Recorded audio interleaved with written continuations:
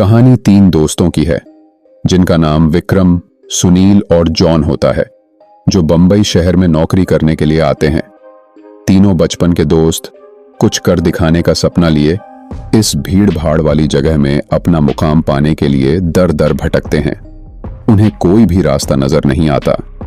अपने छोटे से गांव में रहकर कॉलेज की पढ़ाई करने वाले सुनील और विक्रम ने कभी सोचा भी नहीं था कि सफलता पाने के लिए इतना दर्द झेलना पड़ता है। वहीं जॉन अपने पापा के बिजनेस में पहले से ही संघर्ष कर चुका था, जिस वजह से उसे इन सब चीजों की आदत सी हो गई थी। जॉन अच्छे से जानता था कि सफलता इतनी आसानी से नहीं मिलेगी, क्योंकि उसने अपने पापा को दिन रात मेहनत करते हुए देखा था। तभी तीनों को सुबह से भटकते भटकते शाम हो जाती है, लेकिन न कोई नौकरी और न ही कोई रहने का ठिकाना। उनके हाथ कुछ नहीं लगता। तीनों मायूस होकर एक छोटे से होटल में खाना खाते हैं। दरअसल उनके पास कोई खास पैसे भी नहीं होते। वह तो सिर्फ अपनी 1-2 दिन की व्यवस्था बनाकर निकले थे। उन्हें लगा था कि आते ही उनके साथ कोई चमत्कार होगा और उनको नौकरी मिल जाएगी।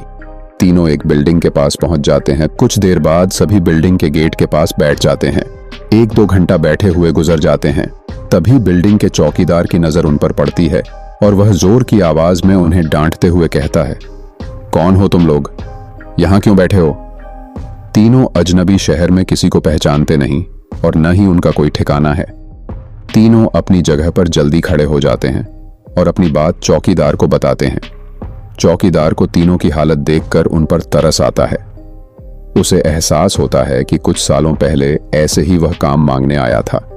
तब किसी ने उसे सहारा दिया था और आज कम से कम वह इतने बड़े शहर में छोटे से काम के साथ जीवन यापन कर पा रहा है।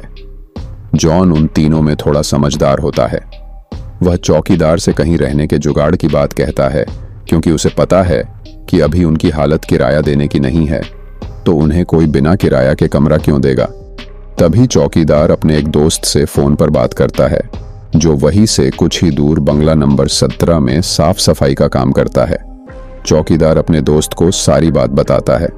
तभी उसका दोस्त कहता है कि मेरे साहब तो अपने परिवार के साथ 2 महीनों के लिए बाहर गए हैं, तब तक मैं रहने का इंतजाम कर सकता हूँ। यह बात सुनकर तीनों दोस्त बहुत खुश हो जाते हैं और वह जल्दी से चौकीदार से कहते हैं कि आप हमें बता दीजिए हम उनके पास कैसे पहुंच सकते हैं। चौकीदार कहता है कि वह बंगला थोड़ा दूर है, रात को वहां कोई टैक्सी ऑटो भी नहीं मिलेगा। आज तुम लोग यही सो जाओ, कल सुबह हम साथ चलेंगे। तीनों उसकी बात मान जाते हैं। सुबह उठते ही तीनों चौकीदार के साथ बंगले में पहुंच जाते हैं। बंगले की खूबसूरती देखकर तीनों दोस्त हक्का बक्का रह जाते हैं। उन्हें यकीन ही नहीं होता कि उन्हें इतने अच्छे बंगले में रहने का मौका मिलेगा। बंगले का नौकर तीनों दोस्तों को गेस्ट रूम में ले जाता है। तीनों दोस्त रूम में पहुंचकर राहत की सांस लेते हैं। जल्दी से तीनों नहाकर तैयार हो जाते हैं और काम की तलाश में निकल जाते हैं। अब रहने का तो ठिकाना हो चुका था, तलाश थी केवल अच्छे काम की, जिससे उनका गुजारा चल सके। लेकिन आज भी उनके साथ वही होता है। सुबह से शाम हो जाती है, लेकिन तीनों हताश होकर वापस अपने स्थान पर आ जाते हैं। नौकर तीनों के लिए खाने का इंतजाम करके रखता है, जिससे उन्हें बहुत ही राहत मिलती है। आज तीनों दोस्तों के लिए बंगले की पहली रात होती है। रात को 12 बजते ही अचानक विक्रम की नींद खुल जाती है और वह अपने आप को बंगले के तहखाने में पाता है, जहां पुराना सामान इकट्ठा करके रखा हुआ था। उसे समझ में नहीं आता कि वह यहां कैसे पहुंचा। तभी वह घबराहट में अपने दोस्तों को आवाज लगाता है, लेकिन किसी को कुछ सुनाई नहीं देता। तभी उसके कानों में सब कुछ सुनाई देना बंद हो जाता है और सिर्फ एक औरत के रोने की आवाज बेज जाती है। विक्रम चिल्लाकर पूछता है, कहां हो? तुम क्यों रो रही हो? अगले ही पल विक्रम अपने बिस्तर में होता है। वह डर के कारण पसीने से लथपथ हो जाता है। वह अपने दोस्तों को जगाता है। सुनील और जॉन दोनों उसकी बात का मजाक उड़ाते हैं और कहते हैं, तुमने कोई सपना देखा होगा। इस बंगले में तो हमारे अलावा कोई भी नहीं है। और विक्रम भी अपने दोस्तों की बात का यकीन करके इस घटना को बुरा सपना समझकर नजरअंदाज करके सो जाता है। सुबह उठते ही तीनों दोस्त फिर से तैयार होकर काम ढूंढने निकल पड़ते हैं। लेकिन जैसे ही वह बंगले के गेट से बाहर निकलते हैं, अचानक कोई औरत आकर विक्रम को चिट्ठी देती है, जिसमें लिखा होता है, तुम इस पते पर जाओ तो काम मिल जाएगा। और औरत अचानक भागते हुए उनकी नजरों से ओझल हो जाती है। तीनों दोस्त सोच में पड़ जाते हैं कि हमें काम की जरूरत है। यह इस औरत को कैसे पता? लेकिन तीनों को काम की बहुत जरूरत होती है। उन्हें लगता है कि भगवान ने उनकी मदद करने के लिए किसी को भेजा होगा और तीनों उसी दिशा में आगे निकल जाते हैं जहां का पता उस कागज में लिखा होता है। यहां पहुंचते ही उन्हें एक बहुत ही बड़ी बिल्डिंग दिखाई देती है। दरअसल यह बहुत बड़ी कंपनी होती है और तीनों कंपनी के गेट पर पहुंचते हैं और वहां के सिक्योरिटी गार्ड को चिट्ठी दिखाते हैं। सिक्योरिटी गार्ड चिट्ठी नियुक्ति विभाग के पास भेज देता है और जैसे ही प्रबंधक को वह चिट्ठी मिलती है तो उसमें उसके मालिक का हस्ताक्षर होता है। वह उन तीनों से पूछता है, आप हमारे मालिक को कैसे जानते हैं?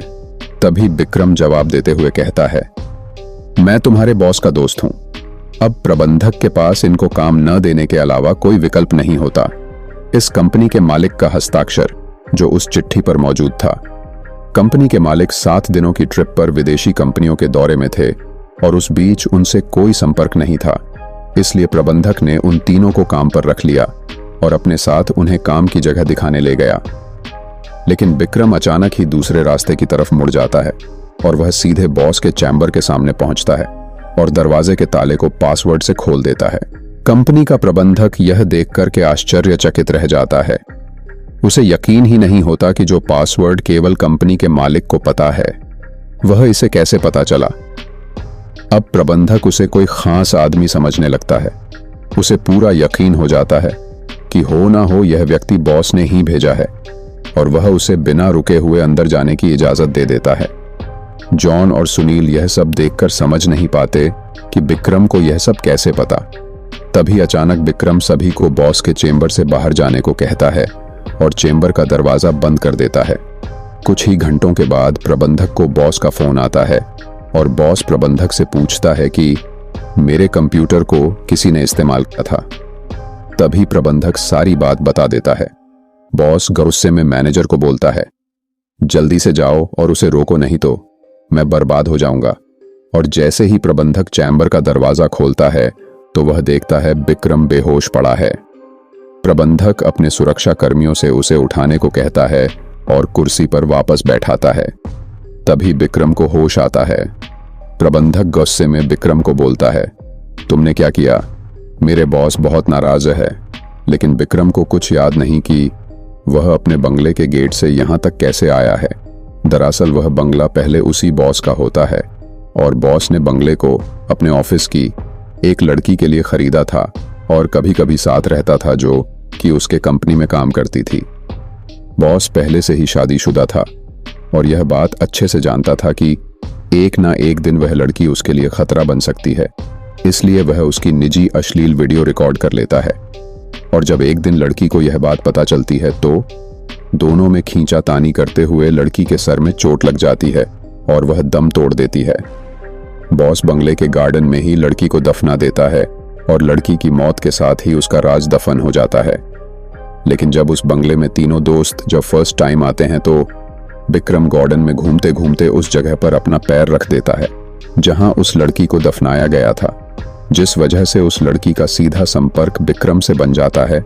वह विक्रम के अंदर प्रवेश कर जाती है और उसे काबू में करके अपना बदला लेने के लिए ऑफिस प्रवेश करती है और बॉस की काली करतूत को इंटरनेट में वायरल कर देती है।